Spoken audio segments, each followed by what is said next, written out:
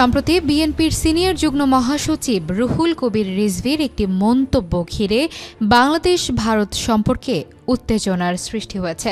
রিজভী বলেছেন, আপনাদের যদি অশুভ ইচ্ছা থাকে তাহলে আমরাও নবাবের বাংলা, বিহার ও উড়িষ্যা দাবি করব। পশ্চিমবঙ্গের মুখ্যমন্ত্রী মমতা বন্দ্যোপাধ্যায় এই বক্তব্যের কড়া প্রতিক্রিয়া জানিয়েছেন। তিনি বিধানসভায় বলেন, তারা কেউ কেউ বলছে বিহার দখল করব, উড়িষ্যা দখল করব।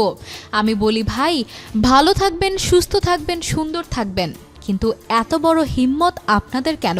কারণ এই যে বাংলা, বিহার, উড়িষ্যা সব নিয়ে নেবেন আর আমরা বসে বসে ললিপপ খাবো। এটা ভাববার কোনো কারণ নেই। এরই মধ্যে বাংলাদেশের রাজনৈতিক পরিস্থিতি নিয়ে মমতার মন্তব্য আরও বিতর্ক সৃষ্টি করেছে। তিনি জাতিসংঘের শান্তিরক্ষী বাহিনী বাংলাদেশে পাঠানোর পরামর্শ দিয়ে নিজের দেশেই সমালোচনার শিকার হয়েছেন।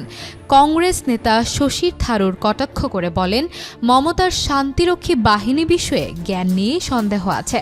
এদিকে ভারত বাংলাদেশ উত্তেজনা প্রশমনে ঢাকায় অবস্থান করছেন ভারতের পররাষ্ট্র সচিব বিক্রম মিশ্রি। তিনি বলেছেন, আমরা বাংলাদেশের সঙ্গে জনমুখী সম্পর্ক গড়ে তুলতে চাই। এই পরিস্থিতিতে দুই দেশের কূটনৈতিক আলোচনার ফলাফল কী হবে তা নজর কাড়া বিষয় হয়ে উঠেছে।